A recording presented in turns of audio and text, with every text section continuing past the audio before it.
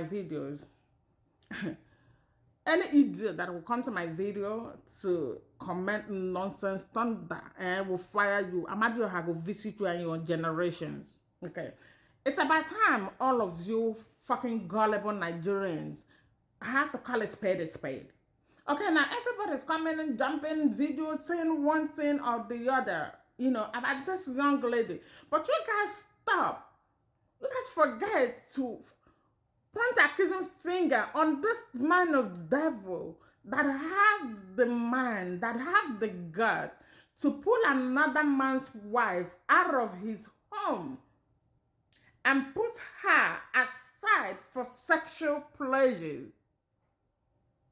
Because he wants to experience different styles, monkey styles, dog styles, all of the above. He wanted to experience it before he now decides to find a wife. And one thing about you ladies that go to church, that are so much in love with your pastors, that your pastors are your God here on earth, that's a big red flag. When you forget to worship God and then you started worshiping your man or whatever they call themselves, because to me, this is how I see this thing called Christianity. It's supposed to be Christ-like life. Any man or any woman that sees himself as a prophet or prophetess, a pastor, is supposed to live like Christ-like life. That's what Christianity is all about. When you step out of that line and start using all those ladies in your church for sex, you are not worshiping God. That is not Christ-like. You get what I'm saying?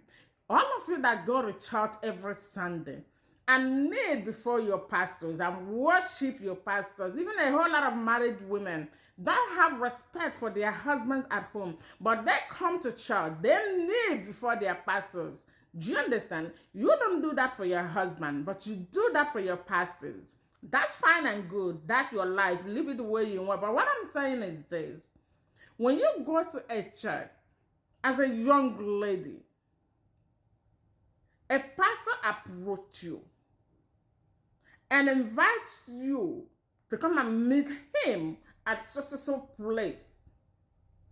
My sister, pick up your shoe and run. That's a big red flag. Run. Do not honor that invitation. You get what I'm saying?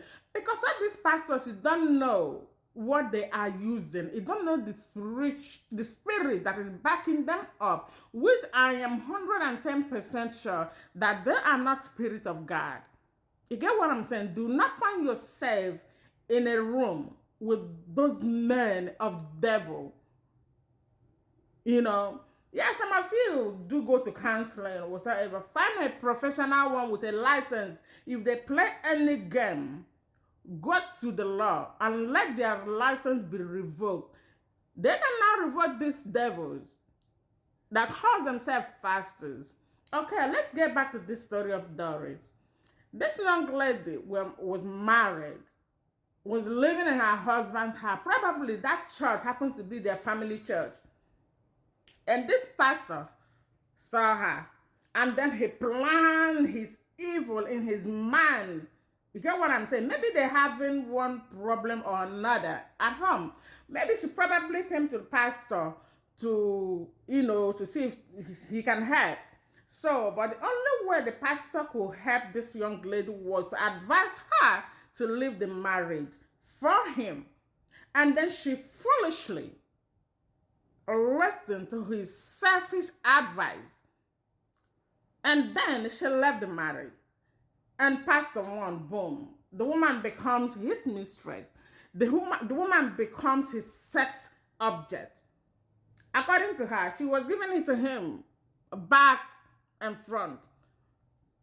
And giving him monkey style, doggy style, cockroach style, all kinds of styles. And he was enjoying it. You see, the Bible said that heart of man is desperately wicked. While they were enjoying themselves sexually, while they were doing whatever they were doing, she was unaware that this man was also planning to get married to another woman. That this guy, her papa in the Lord, was only seeing her as a sex object, that she's not married material. Yes, if I were him, I would not marry you because he played on you. And then you fall. And then you left a young man that married you traditionally. You left him for Pastor Chris that already had a failed marriage. You know, sometimes before I go to your church, I have to find, I do a background check on you. Because if I'm looking at it like this, if you have already had a failed marriage, if you cannot run your home, how can you run the house of God? Get what I'm saying? This man did all this to this young lady. Now, this woman is destroyed. She is traumatized. You know, I don't really, all I feel for her is pity. I feel sorry for her.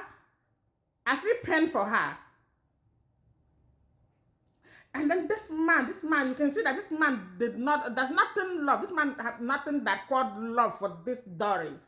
But she was so dumb. She was blinded by, material stuff. She was blinded by the money or whatsoever the pleasure the man was giving her, that she forget to see that this man does not love her.